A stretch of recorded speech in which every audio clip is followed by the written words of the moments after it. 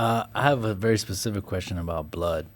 If you're like shooting on these indie projects and you're probably shooting in someone's house, do you make a mixture that's like safe to clean off, or is there one? Yes, there are bloods you can buy that are better, but I'm also a jerk in the sense that you don't pay me to clean up. You pay me to make the mess. Got it. So I am not like, I can do the best I can to order the bloods that aren't going to stain, that aren't going to do this, but I don't care anyone that says their blood doesn't stain.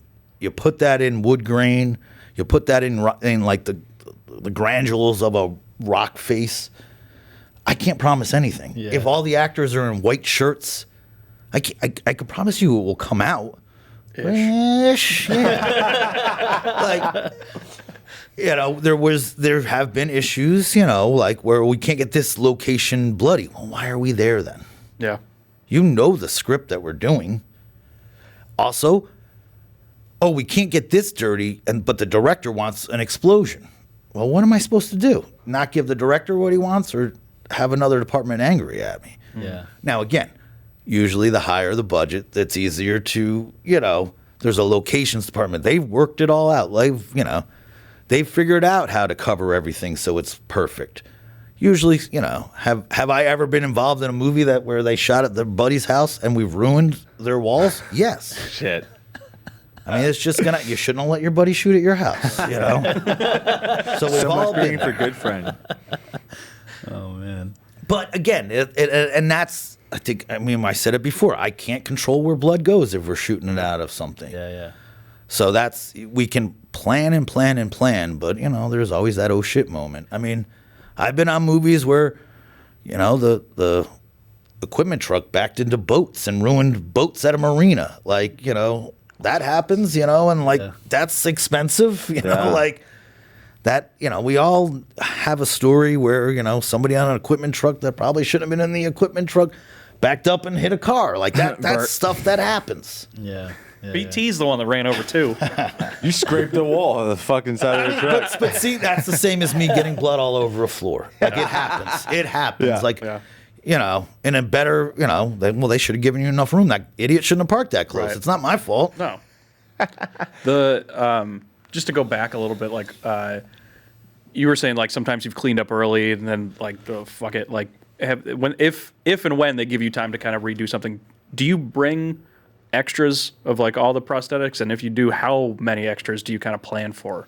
I will always try to go with exactly 2 pieces. Like if that day we're putting a swollen cheek, I want 2 swollen cheeks. Because sometimes, you know, you line it up and you screw up the application. So you have to ditch that one. Or it's just good to have that, you know, you don't want to be backed in the corner where you can only do it once. Yeah. The last movie I did, we only did it once. So I knew that was going to happen. So I threw every piece I had onto the guy. And I said, "Are you sure?" And they said, "Yeah." And that worked out to that, you know, to our advantage. I was like, "Yes, I have 3 for the other victim." So, yes, we could do that one tomorrow again if you want. I don't want to do it again. And I did it again. But you know, this one, I'm throwing everything on it. So don't ask for this tomorrow. And they, you know, they work, and I made it a better makeup, I think. Like, Yeah. you know, a lot of times it's manpower. I need an extra person. Well, we don't want to pay for that extra person. Well, then it's going to take longer to get this person in. Yeah. You know, isn't it better to pay the extra $1 and then the actor gets out too earlier? You know, like you don't have your You actor. save money. on Yeah, that so end. it's, and those are all, you know, the bigger the budget, they gotta, you know, you have to have a turnaround, you know. You have to make sure we get this person out, and, you know, can you assure me that you're going to clean them up in a half hour? I hope so. Right. I can't assure anything. That's the other thing. And I think it's all of our industry. Like, you can't, in theory, the answer is always yes, but practicality of it, like, you know, he's covered in blood. I got to clean all that off. So I have to clean that off before I can actually get the pieces off. Oh, you have no hot water at this location. That makes things even harder. You know, like, so there's another, you know, we don't have trailers on this movie. We're just, you know, I'm doing the makeup on the back of a Datsun. Yeah. So that makes a huge difference. So it's all those things that, like, all line up. But I think, too, is every job you do, you're like, oh, all right, some days it's easier. You know, like, because all those mistakes happen in the beginning, and all those mistakes happen, or those little things happen still on the bigger days. So you get used to like all that stuff. Like if you're willing to help me out in some aspect, I will certainly help you out in another, like production out in another aspect. Like it's a give and take. Give and take. For some of our people that are starting out in the industry that are wanting to get into this, I'm curious about like what would you recommend as, you know, for them for like recipes for making blood? Like give me like, is there like a cheap version, and then talk to me about like the more expensive version and what are the benefits of, you know, either? I mean, you can buy bloods now. Okay. You can go to any one of those. My buddy Josh Torrey makes his own blood formula. It's called No Trace Blood. It's very popular, especially in wardrobe departments, because it doesn't stain, and he seems to. It definitely is good. Like it does its job, and it definitely washes out of clothing, which makes a lot of wardrobe people very happy, and actors that have to wear it the next day very happy. There are other products called like Fleet Street Bloods, which are a little bit more expensive, and they're called. They have a lot of staying power where you can paint it on, and it'll kind of stay there the whole day. It won't move on you. You have to be careful that it doesn't peel up. But on all my movies, if I can, I always try to make my blood, and I just use a simple Karo syrup and food coloring formula. I don't necessarily have this formula measured in my head. Just do it by eye. I'm, sure. I have a formula at home. What it is right now, I can't think of it Well, it's a good offhand. thing we brought in the products. Come on. But it is just your standard, like a Karo syrup. It's just a cornstarch syrup, corn-based syrup, and we just use food grade dyes. And then I tend to use, you're definitely using a lot more red. And you're doing, you'll mix in some greens. Some people do some blues, yellows.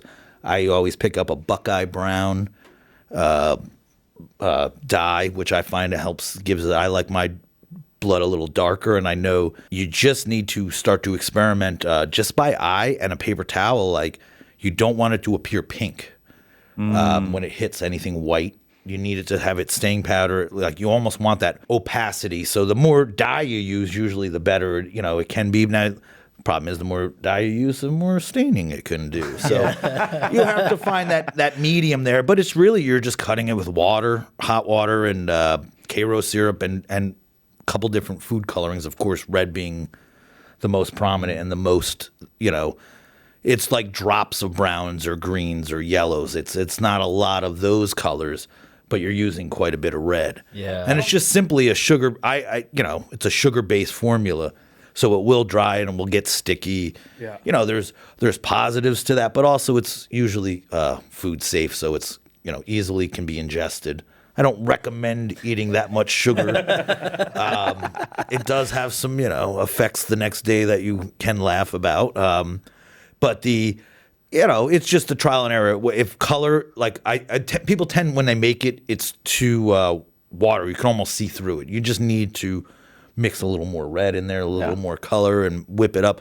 Also, it's the consistency. You don't want it to be straight up like what the consistency of a syrup is. You need to find that balance, that middle ground where you add a little bit of water. Sometimes we have to do gags where the blood explodes out. So you're watering it down. So if anything, you're using more dye than you are syrup, if you think about it, because it needs to go through tubes and be pushed out.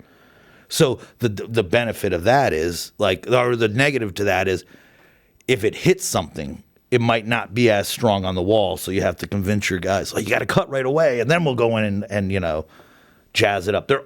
You can easily buy all of this easier. Like you can buy Flow Blood, you can buy things like that at any one of those makeup stores, Alcone, Manhattan Wardrobe, Complete. So you can buy it, but I think you have to learn how to. I think in any of my industry, you can buy things. Yeah. You can buy prosthetics, pre-made. You can buy silicone appliances, pre-made, already done. They'll be generic, so you might have to, buy two things to see if it's going to, this swollen eye, I don't know if, it might be too big for the actor, it might be too small, so you might have to buy two of them. But you can buy everything. I'm not gonna say that there's no need to ever. You might be in a situation where you have to, because of turnaround, and to have to buy a pre-made prosthetic, pre-made appliance, pre-made Bondo transfer. But I do stress that if you buy it, you should know how to make it.